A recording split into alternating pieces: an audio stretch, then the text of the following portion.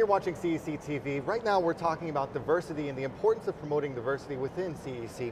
We're here with JT Taylor, former co-chair of the Leadership Development Committee of the CEC, Angie Jasper, immediate past president of the CEC, and Jen Webb, the immediate past president of the CEC of Ohio. Thank you all for being here. Thank you. Thank you. I want to ask Angie, starting with the importance of what's the motivation to promote diversity in all levels within the CEC?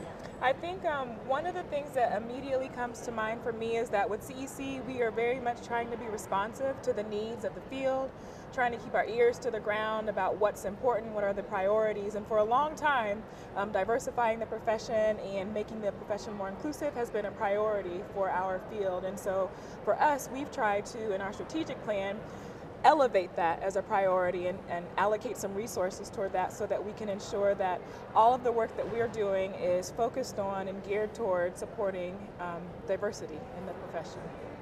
JT, the importance of the benefits of promoting diversity both for students as well as educators, what are those? Well, we want to model really good practices, and we want to model really good kind of how we go about our business and all the students we work with. So we work with an intersectional, diverse group of students. Just with disabilities, no, we're talking about all types of intersectionalities. So we want that reflected in our membership, we want that reflected in how we go about our business, in what we do, what we promote, how we really do the job of working with the population of students we want to work with. Jen, what initiatives has CEC taken and continue to take to promote diversity at all levels?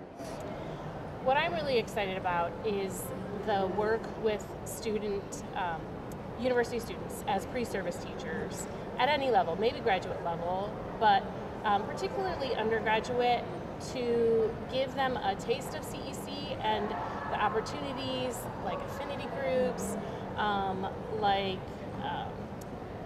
all the different divisions where they can find a special interest, but really getting them involved and capturing their attention at an early stage of their progression to becoming teachers so that they see the benefits and they want to be a part of it. And I really think the big piece is asking and inviting students and coming alongside with them and bringing them to conferences like this, so they get a feel for it and they catch the bug. And the question for everybody now, what can educators do going forward to continue to ensure diversity in their classrooms in the special education setting, starting with you, JT? Ooh. I think it's really important, and that CEC does a really good job of trying to bridge that gap between research and practice. The work that we do to be the most effective for the students we want to be the most effective for should be informed by evidence.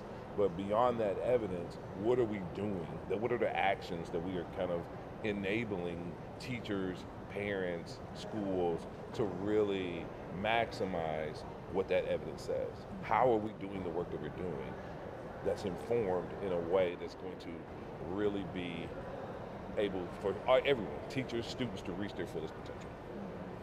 I think for me, I'm going to piggyback off of Jen and her comments about encouraging students to get involved, and that is very much the result of relationships that you have with students, and that's some of the work that we encourage too, is building relationships with people, encouraging them to get involved. We're talking about, engaging in leadership within CEC, but even when we're thinking about diversifying the profession, it's often, someone who has, when we're thinking about students with disabilities, someone who has a member in their family or had some sort of exposure to people with disabilities that gets them into the field, the profession. So creating those opportunities for relationship building to help students understand that they can make an impact. I think that's one of the kind of core foundational ways that we can move the work along.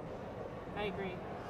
Anything you'd add to that, Jen? I think staying relevant is really covers everything it's that related, JT and Angie already said, and it's I think probably a challenge for me. I think I'm the oldest in the group here, but keeping a pulse on how younger people communicate through social media and different platforms, so that they know where to go, right? And we're leading them by example, but we're getting a little too old for that, right? At some level, but don't speak for me. Well, okay, good point. Exactly. But you know what I mean, like, so.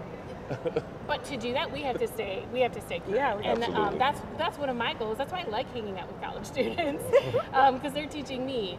But it's again providing those opportunities, building relationships, communicating, and staying relevant, knowing what they're into that's going to speak to them. Great discussion, and thank you so much, everybody, for being here. Thank you. You're watching CEC TV.